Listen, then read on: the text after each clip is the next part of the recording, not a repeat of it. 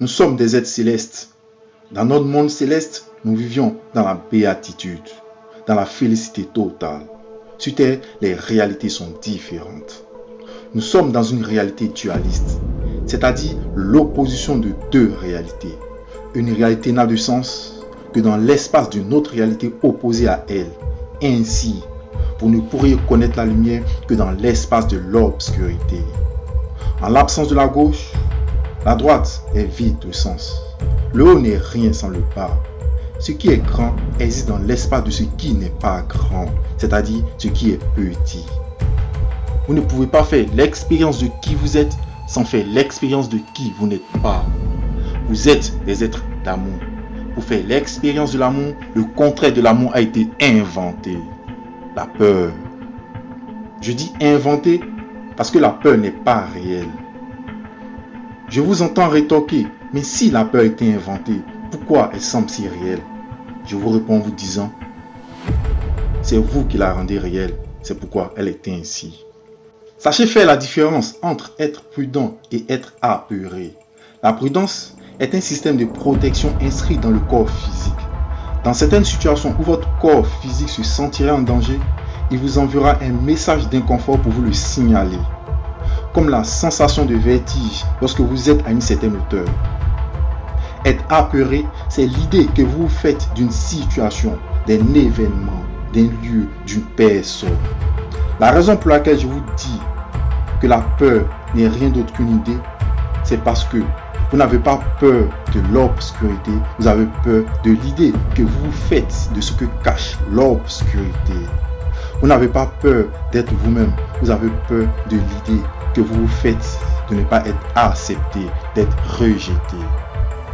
Vous n'avez pas peur d'aimer, vous avez peur de l'idée que vous vous faites de ne pas être aimé en retour. Vous n'avez pas peur de nager, vous avez peur de l'idée que vous vous faites d'être noyé. Vous n'avez pas peur de conduire, vous avez peur de l'idée que vous vous faites d'un accident. Vous n'avez pas peur d'essayer, vous avez peur de l'idée que vous vous faites de l'échec. L'être humain agit en fonction de l'état dans lequel il se trouve. L'idée que vous faites d'une situation, d'une chose, d'un lieu, d'une personne, crée en vous des émotions motivantes ou destructrices. Ces émotions à leur tour influenceront votre attitude. Alors, tant que vous n'allez pas au-delà de ces idées paralysantes, la peur vous plaquera au sol comme un lutteur sénégalais plaque son adversaire au sol. La peur vous enlacera comme un anaconda enlace sa victime. À sa merci, vous ne pourrez rien faire de votre vie. Vous ne pourrez pas faire le pas vers la personne que vous devriez être. Vous ne pourrez pas être la personne extraordinaire que vous êtes. Ne cherchez pas à lutter, ne cherchez pas à vaincre votre peur. Car vouloir lutter, vouloir vaincre quelque chose, c'est lui donner de l'énergie, c'est rendre cette chose réelle. Ce à quoi vous résistez persiste, ce à quoi vous lâchez prise disparaît. Ne vous blâmez pas parce que vous avez peur. Ne vous fouettez pas parce que vous avez peur. Sachez que de votre nature humaine, il est tout à fait normal que vous ayez peur. Maintenant, les idées, les pensées qui engendrent de la peur en vous, vous devriez les dépasser. Vous ne devriez pas vous identifier à elles parce que vous n'êtes pas ces idées. Parce que vous n'êtes pas ces pensées, vous êtes au-dessus d'elles. Vous êtes l'espace dans lequel ces pensées vont et viennent. Vous êtes la présence qui observe. La peur vient de ce qu'on sait d'une situation, d'un lieu, d'une personne. Mais comprenez que ce que vous savez, votre expérience d'une situation, d'un lieu, d'une personne d'hier ne définit pas la situation, le lieu, la personne aujourd'hui. Vous ne pourriez pas appréhender la réalité d'une chose à travers le mental. Le mental vous limite. L'obscurité et la lumière seront un jeu de débat interminable entre vous et une créature pour qui l'obscurité est la lumière. Essayez d'engager ce débat avec un hibou. Juste pour vous dire que les pensées sont les produits des données rassemblées par le biais de nos 5 sens, ce qui est très limité. Car les données obtenues par les 5 sens ne sont utiles que pour notre suivi. Pour connaître la vie, pour s'imprégner de la réalité, d'une chose, il faut entrer dans la présence de qui vous êtes. Il faut s'ouvrir à votre nature divine. C'est ainsi que vous pourriez aller au-delà des idées, des pensées, par ricochet, aller au-delà de votre peur. Que la peur soit votre moteur et non un frein. N'attendez pas que l'idée de peur vous passe avant de sauter dans l'inconnu, de réaliser vos rêves, de construire une vie qui vous convient.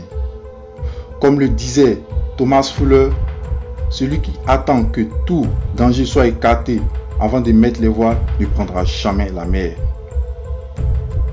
Ne regardez pas les obstacles, mais votre destination.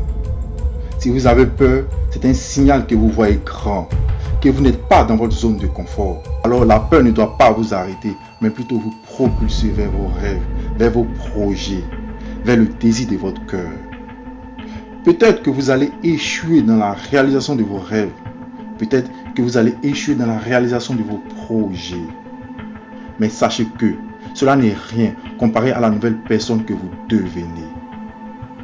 Vous ne serez pas la même personne après votre échec. Et c'est le plus important. Vous passerez d'une vision inférieure de vous à une vision supérieure. Vous ferez le pas vers une autre version de vous, vers une version supérieure de vous. Parce que vous apprendrez de vos échecs. Vous n'avez pas à regretter parce que vous avez échoué.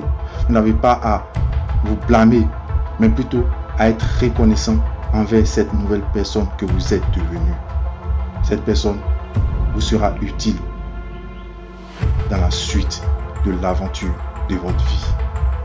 La peur n'est pas réelle. Elle n'est rien d'autre qu'une idée que vous vous faites. Cette idée tue vos rêves. Cette idée tue votre potentiel. Cette idée vous paralyse.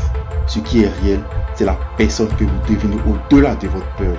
Ce qui est réel, c'est l'expérience que vous acquérez au-delà de votre peur. Ce qui est réel, c'est la qualité que vous donnez à votre vie au-delà de votre peur. Car la peur n'empêche pas la mort. Elle empêche de vivre. Si vous avez aimé la vidéo, abonnez-vous et partagez. Parce que nous ne devons pas être les seuls à détenir la